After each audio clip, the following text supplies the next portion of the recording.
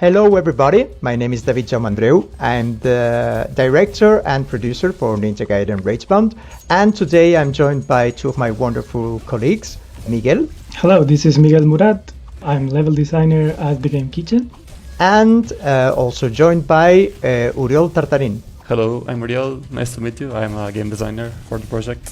So in today's video, we will be showing some unseen footage of the game, focusing on one new level that we're working on, and we'll be also showing some stuff related to the shop and the upgrade system of the game that was teased on the recent demo at the Steam Next Fest.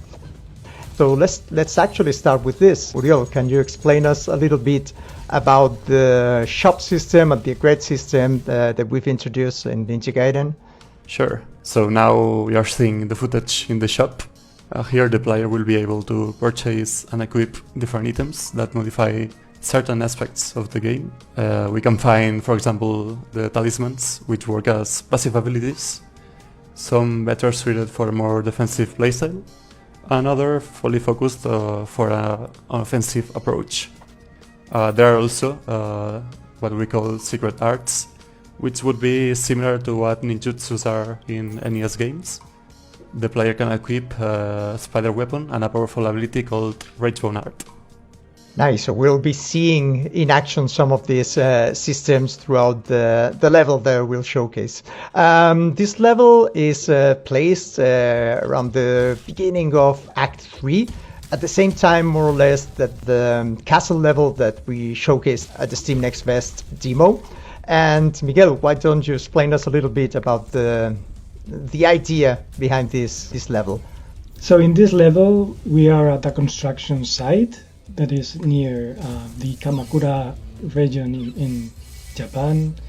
Like we can see all these sort of things that you would find in these places, like a forklift, cranes, like saws, and you play around trying to find one thing that is important for the story at the very end, and you'll find the boss that you'll see her quite a lot around this level actually.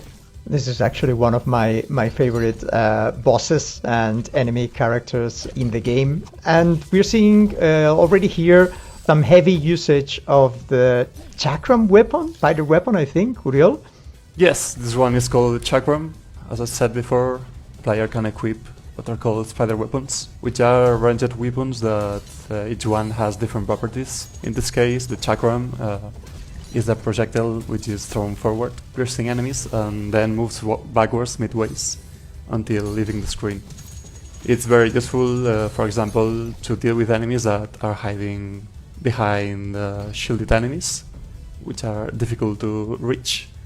And well, each spider weapon grants unique advantages, so yeah, we encourage you to find the one that better suits your playstyle. I think that with the different passive abilities, the talismans, and the more aggressive abilities that are provided by Komori, everybody can get like a very different build, right? Uriol, we have like a more survivability build, get through like harder levels, a more challenging build if players want to play searching for a better score, and there's also a more aggressive assassin builds. Yes, combining spider weapons and different talismans, the player can tweak the way they play.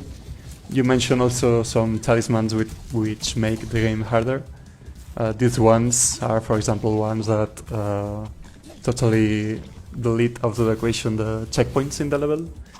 And if the player chooses to play with those talismans, they are rewarded with a higher score at the end of the level, up to an S++.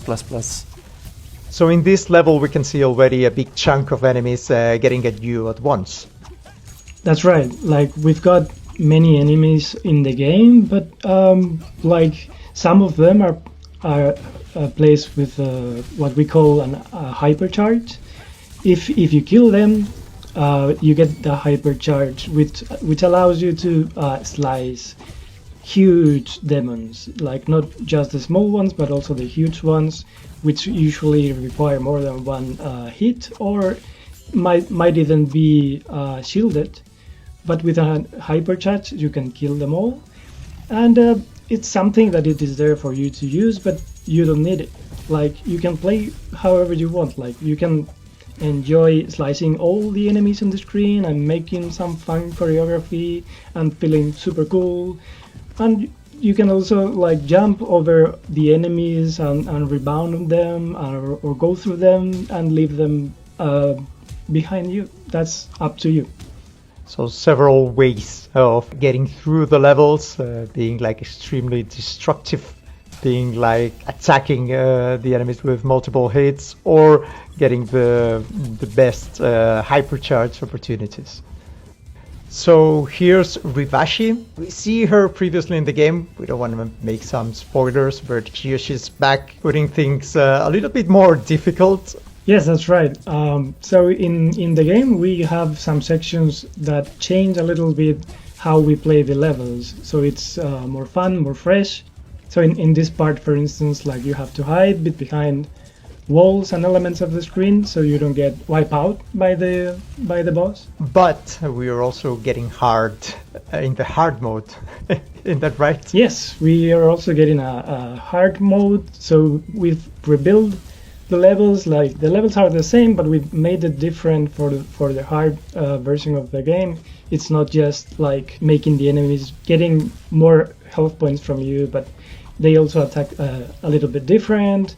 Like, the levels have more challenging parts with maybe more spikes, or maybe a different section as we played in the normal version of the level.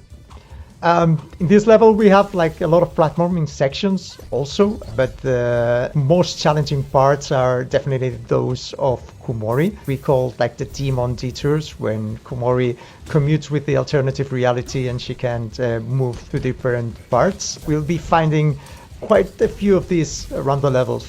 Yes, we have a few per level. Some are optional that will lead you to items and secret stuff, and some others you'll have to get them right so you can advance in the game. But I think players should not fear, because these parts of the game can be repeated as many times as people need. So you won't be losing any health points in these sections. It's just time based, and you can repeat these sections as many times as you need.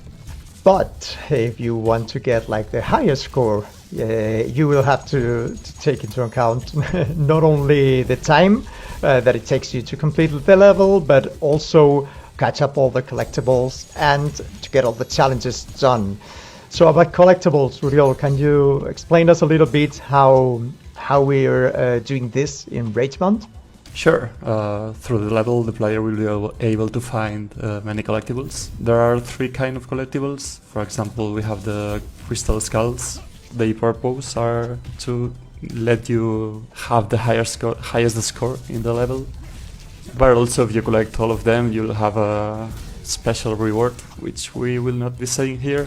You have to find out by yourself. There are also the golden scarabs, which are the currency of the game.